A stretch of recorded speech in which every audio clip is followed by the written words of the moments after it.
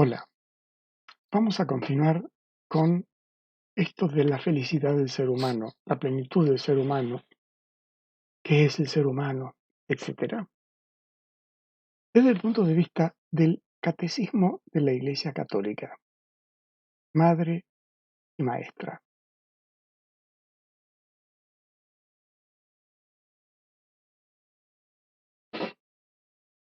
Comenzamos entonces. En la tercera parte del catecismo, la primera fue de creación, la segunda la celebración del misterio cristiano. La tercera es la vida en Cristo. Hemos visto en la primera parte la historia de la salvación. El ser humano hecho imagen y semejanza de Dios estaba en orden con el cosmos. Para expresar una idea en términos que hasta un pagano puede entender, fluía con el cosmos. Era su administrador.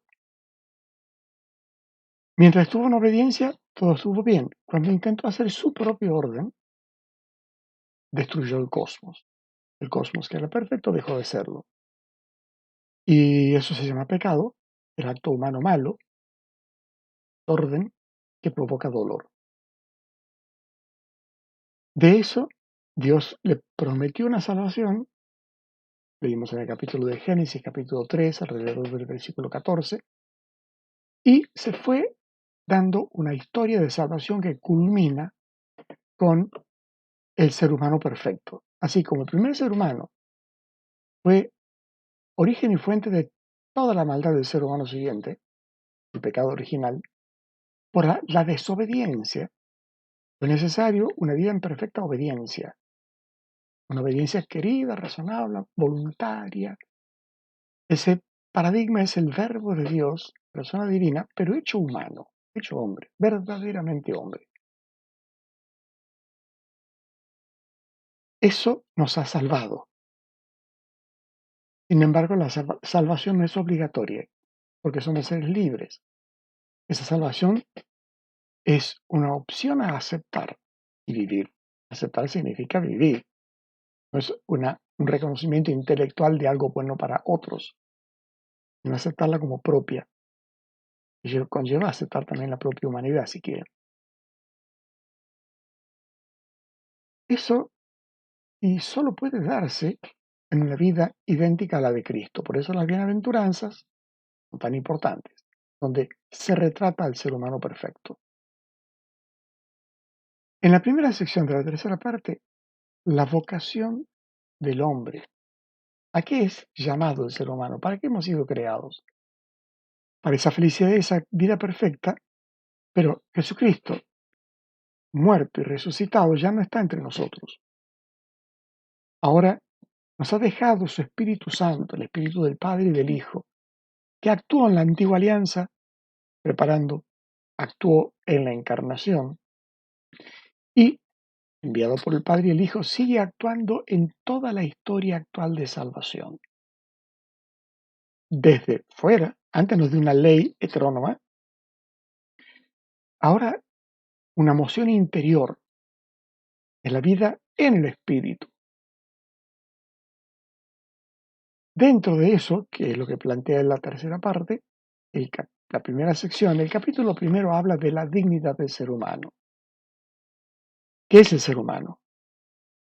Lo que tiene de propio, que no solo es un objeto, no solo tiene vida, es persona, con todo lo que ello implica. En particular, por ser libres, hoy vamos a ver la conciencia moral. Ya hemos visto que nuestros actos pueden ser buenos o malos. ¿Cómo lo sé? El mismo objeto con una inteligencia sana es reconocido como bueno o malo. Los medios que escojo son en sí mismos buenos o malos, y una inteligencia sana lo reconoce. Y la voluntad sana acepta y quiere eso. Pero queda un paso ahí todavía por resolver. Hay que discernirlo, hay que juzgar, discernir lo bueno y lo malo. Este artículo 6 cubre los números 1762 a 1775 y está dividido en 4 bloques. El dictamen de la conciencia, la formación de la conciencia, decidir en conciencia, y el juicio erróneo. Vamos por ello. Lo primero que tenemos es algo grabado en lo más profundo de nuestro ser, el principio de la sindéresis. Hay que hacer el bien y evitar el mal. En realidad habría que ponerlo en concreto. Hay que hacer lo bueno y evitar lo malo. Eso viene de fábrica. Aún así, siempre tener en cuenta el pecado original que nos desordenó, nos desequilibró, nos descentró. Fondo. No se destruyó la naturaleza humana, pero ha quedado gravemente averiada, descentrada, desequilibrada. Entonces este principio, que en el primer humano funcionaba bien, ya no es tan obvio y confiable. También sabemos que lo verdadero y lo bueno atraen. Recuerden, en consecuencia del mismo creador, nos ha diseñado para buscarlo a Él, para buscar su presencia. Nos ama y quiere ser amado libremente. Entonces nos ha creado con esa tendencia a lo verdadero y a lo bueno, o sea, a Él. Como no tenemos acceso, por no ser Dios, al objeto propio de la inteligencia, lo verdadero que Dios, sin mezcla de error ni límite, ni a lo verdaderamente bueno, sin mezcla de ni contención ni límite, Dios, tendemos a fines intermedios, como hemos visto un par de capítulos atrás, artículos atrás, un poco más atrás, y podemos equivocarnos. Sin embargo, es también constitutivo del ser humano, lo verdadero y lo bueno atraen. Un tema hermoso para que medite quien le guste, lo bello también atrae. En lo bello refulge la verdad de la cosa. En lo bello atrae lo bueno de la cosa. La verdad y la bondad, lo bueno y lo verdadero, deberían sernos connaturales y lo serían si no hubiéramos lastimado nuestra naturaleza con el pecado original. La belleza también. Todo lo que ha seguido al pecado original también ha herido nuestra capacidad de reconocer lo verdadero, reconocer lo bueno y reconocer lo bello. Lo lindo de todo esto es que esto se aprende, es susceptible de ser educado en una dirección o en la otra. Dios pone permanentemente los medios para educarnos hacia lo verdadero y lo bueno. Ese enemigo que nos ha tentado para salir del orden, nos educa de una y mil maneras también, nunca tantas como las de Dios, para elegir mal. Hay una cuota de engaño, pero recuerda, esto es tentación, sugestión, no es una orden. Siempre somos libres para escoger. Y empezamos con el dictamen de la conciencia. En el artículo 1777. ¿Qué leemos en ese número? El resumen de este tema de la conciencia. En primer lugar, es un juicio. La conciencia no es un órgano,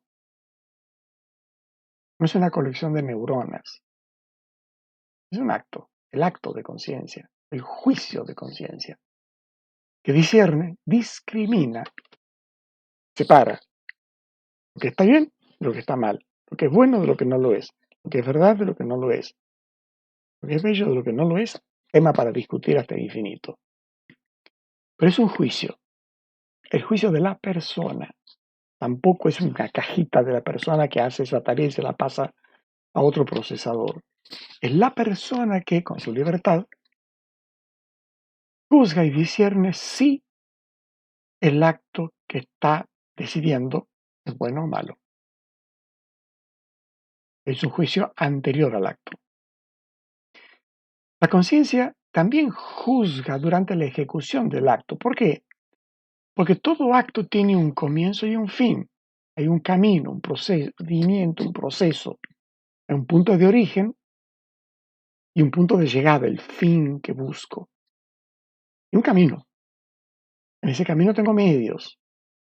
Mientras estoy en camino, ni estoy quieto en el punto de largada, ni estoy en reposo y gozo, y todo fue como tenía que ser en el punto de llegada. Entonces, mientras actúo, hay un juicio de la conciencia que va verificando si las cosas van como tiene que ser. Una vez concluido el acto, la mirada retrospectiva me permite, una vez concluido, juzgar el acto, sobre todo ahora que tengo las consecuencias no potenciales, sino ya realidades consumadas. A la luz de eso, puedo revisar mis actos, juzgarlos y mantener o no mi propósito y adhesión. Lo vamos a ver más adelante en el tema del perdón. Necesita atención. Es como un susurro. Es un acto de la inteligencia, un acto racional, pero no está movido por pasiones. No debería estar movido por pasiones. Y junto con el juicio de conciencia, tenemos todo el bullicio y la jarana de nuestras pasiones que nos inclinan a actuar, nos mueven a actuar, nos urgen a actuar, nos frustran de actuar, nos deprimen para no actuar. Todo el tema de las pasiones, lo más fascinante. Y entre toda esa varaunda de sugerencias, seducciones, tentaciones, indicaciones, consejos, leyes, el juicio de conciencia necesita atención. O sea, la persona como tal debe prestarle atención a ese juicio que está llevando a cabo. Recuerden que es educable, pero también es cierto, ese juicio necesita atención para no caer en dejarnos llevar por elementos externos, aunque sean hormonas que bullen en mí. Yo no tengo dominio sobre mis hormonas, salvo que me las inyecte. No hablamos de eso. Las cosas que me suceden, que padezco las pasiones, no están bajo mi control. Ahora, los actos que generan, ahí sí puedo empezar a intervenir. Pero todo eso es parte de mi existencia. El juicio de conciencia de la conciencia recta bien formada me lleva infaliblemente en la dirección correcta, confiable.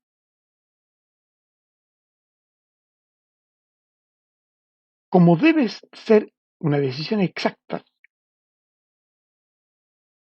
se necesita de la virtud de la prudencia.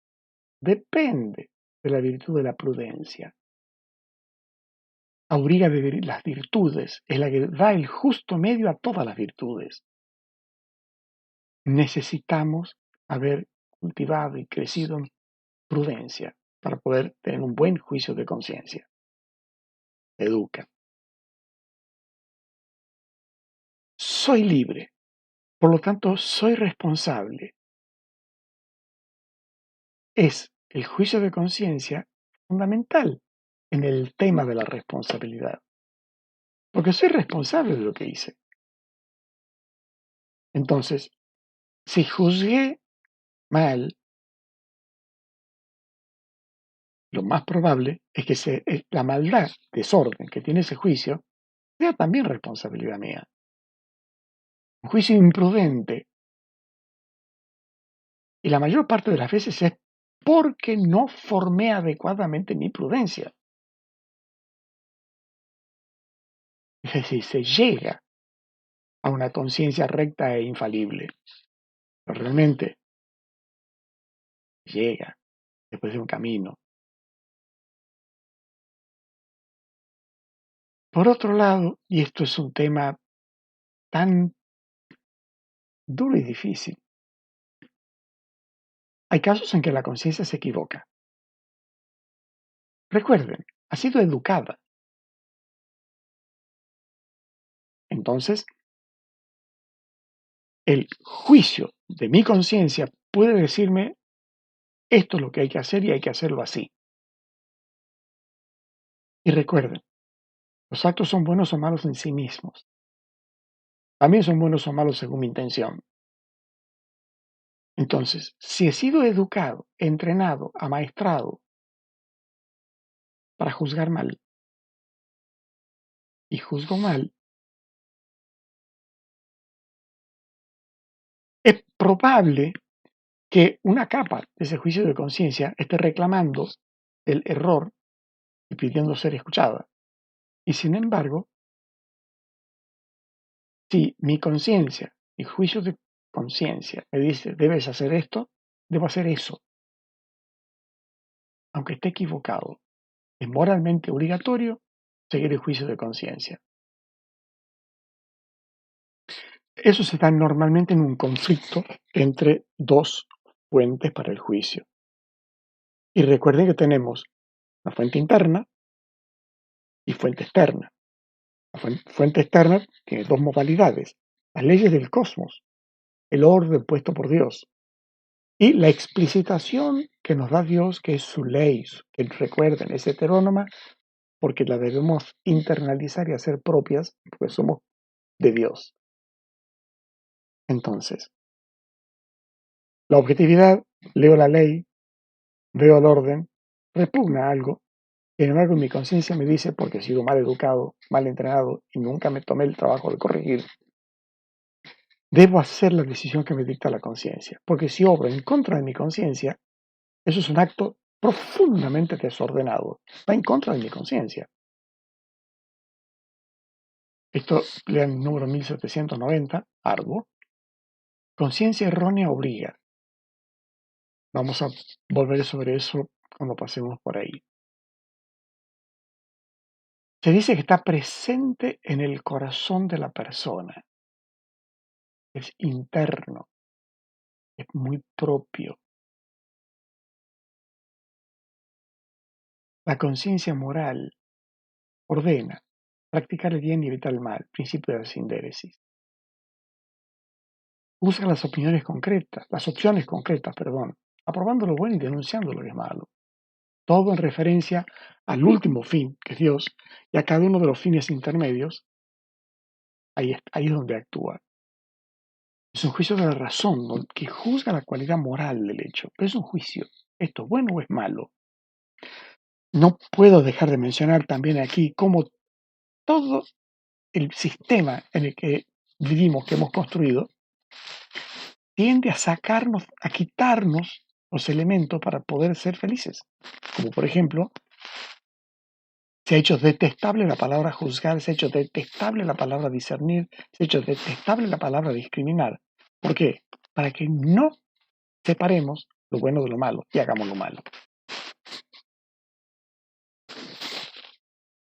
Ese axioma que circula mucho en la calle, haz lo que sentís.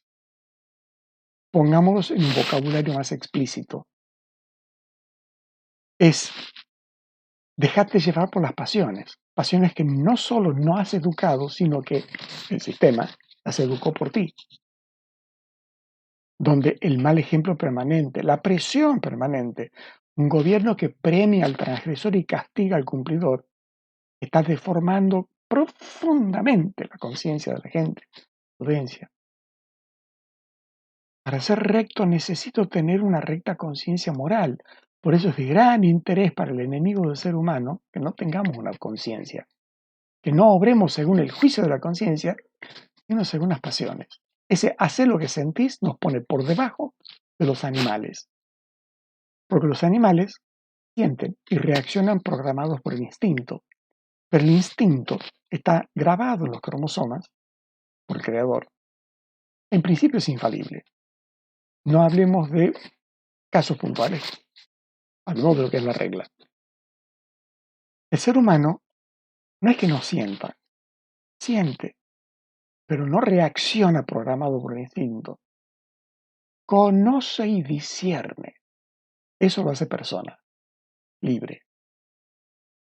Reaccionar y moverse por la pasión es estar por debajo del animal, porque el animal tiene un instinto que lo hace ser en cierto sentido infalible. Y definitivamente amoral, no es responsable. Nosotros sí. Por eso, palabra clave a asociar, responsabilidad. Yo lo hice. Me impresionó una charla de TED donde este hombre, que estaba, un hombre joven en buen estado físico, pero estaba por morir por un cáncer de páncreas, decía, ante algo mal hecho, la reacción correcta es decir, esto está mal, yo lo hice, ¿cómo lo arreglo? Expresó tan bien la doctrina humana que la Iglesia le enseña desde hace 20 siglos.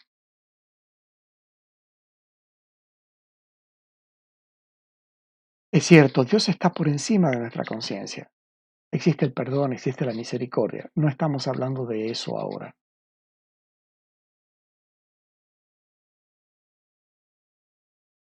Esta conciencia, les decía, necesita ser formada, necesita ser educada, esclarecer el juicio moral. Una conciencia bien formada es recta, veraz. Da una mucho mejor visión de las cosas. También resulta importante recordar conciencia antecedente, antes del acto, y conciencia consecuente, después del acto. Lo ideal es formar una conciencia estricta antecedente. Es decir, antes de decidir, pesar bien todos los elementos pertinentes, las consecuencias, el entorno, pesarlo bien. Actuar con decisión, función de la prudencia. Una vez que el juicio de conciencia dice esto, bueno, dale, la prudencia ejecuta. Con prudencia ejecutamos. Después juzgamos el acto y ese juicio, en un mundo ideal, es laxo. Es una revisación que consiste casi en chequear los ítems. Estuvo todo bien. Y si algo salió mal, no es lo que yo quería ni lo que yo decidí. Aprenderé para el siguiente acto. Conciencia laxa. El peor escenario es una conciencia laxa antecedente. Decido a los cachetazos. Me dejo mover por las pasiones, no pienso nada o muy poco lo que tengo que hacer. Y una vez cometido el acto, me desespero viendo todas las cosas malas que hice y sucedieron. Eso lleva al remordimiento, sentirse mal, que simplemente frustra, a la amargura, a la parálisis, a la pusilanimidad, un montón de defectos, a darse con el látigo, la culposidad. Es muy distinta de la culpa, que es como el dolor del alma. Cuando duele algo en el cuerpo, sabemos que algo se está rompiendo, algo está sufriendo porque algo está mal. El dolor es muy útil para cuidarnos, para saber qué cuidar y cómo. La culpa es lo mismo en la vida moral. La culpa es sana. Por eso es que el sistema insiste tanto en que hay que eliminar las culpas. No tengas remordimiento, no se identifica remordimiento y culpa. El remordimiento es enfermo. Es el ego que sufre. Formación de la conciencia. No hay forma de enfatizar lo suficiente este punto. Y no es un estudio para la erudición, para dar clases de conciencia.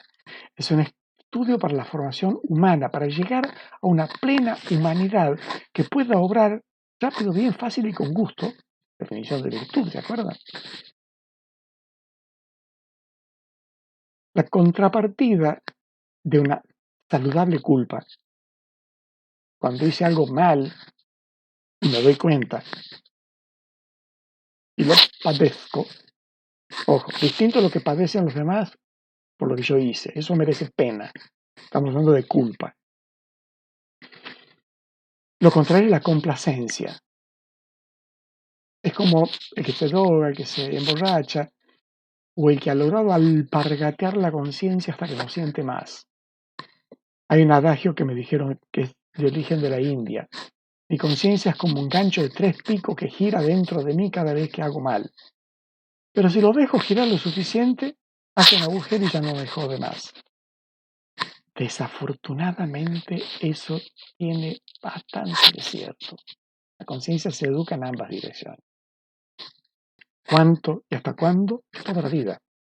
Porque cada acto me deja una huella, con la cual, en el juicio posterior, puedo mejorar el siguiente juicio de conciencia. O puedo no hacerlo y cada acto será necesariamente peor y más desordenado que el anterior. Cuando decimos decidir en conciencia, estamos hablando de un recto juicio recto. Recto significa hecho según la recta ratio, la razón correcta, es decir, la que está en sintonía con el orden del cosmos, la verdad. Y recuerden que además tenemos ayuda del Creador, porque sabe que estamos heridos. Lo que los judíos llamaban la Torá, que se traduce por enseñanza, por regla y también por ley. De hecho, en todas las traducciones van a haber traducido la ley. No es la mejor traducción, obviamente. Esa ley divina es una ayuda, como cuando enseñábamos el tema del dogma. El dogma no es un capricho de un legislador, es el reconocimiento de la Iglesia después de un proceso serio, bien hecho, de oración, discernimiento. Esto es una verdad revelada, esto sí es cosa de Dios. Entonces, eso sí, podemos tomarlo como ley divina, en el sentido de dogma, de ayuda, de marco de referencia, de clarificación, porque no todos tienen el tiempo, la disposición y los medios para construir un gran edificio intelectual poderoso que les permita hacer juicios correctos siempre. Nosotros tenemos ayuda. Los 10 mandamientos fueron una ayuda para empezar a humanizar un pueblo bárbaro. Recuerden, 470 años en Egipto en los cuales no tuvieron nada de formación religiosa. Lo único que sabían es que descendían de Abraham. Que Abraham les había prometido una tierra.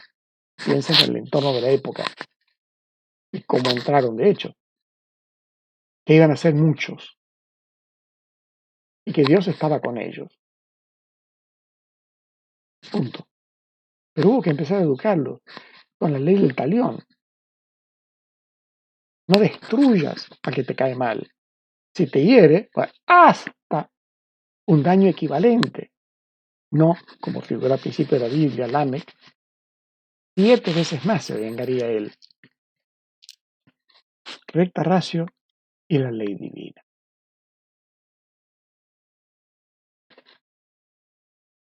Tema de la ignorancia. Hemos hablado ya de eso. De la ignorancia no se puede vencer. Hablamos en forma práctica. En teoría toda ignorancia es vencible. En la práctica hay ignorancias que son invencibles.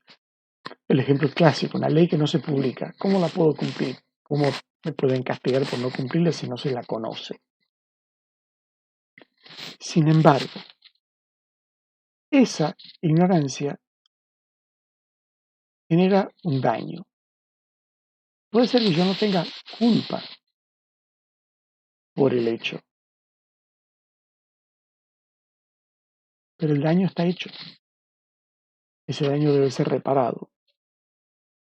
La ignorancia invencible excusa, pero el daño sigue hecho. Por eso es que es necesario crecer en prudencia para que no haya daño. Hay reglas objetivas para la moral. La moral no es de cada cual, ni siquiera de cada grupo. La moral tiene reglas y bases objetivas. 2. La realidad objetiva. Las cosas son lo que son. Puedo mentir, puedo equivocarme, puedo cerrar los ojos y negar lo que veo, pero las cosas son lo que son. Fíjense, el ataque terrible del enemigo del ser humano, porque es enemigo de Dios, es enemigo del ser humano, en pretender hacernos creer que puedo ser lo que quiera, lo cual es una aberración intelectual para empezar. Demencia, antes la persona que vivía fuera de la realidad se las trataba como dementes, porque eso es lo que son, para curarlos, para sanarlos, para ayudarlos. Porque una persona demente come vidrio pensando que es comida, cree que es lo que no es. Entonces,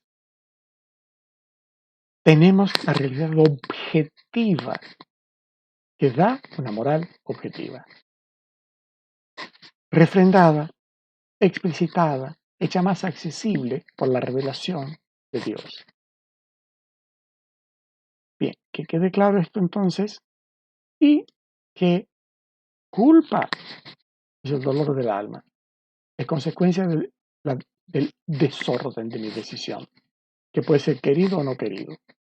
Si es querido, merezco castigo. Si no es querido, no se me imputa, pero debe ser reparado el daño.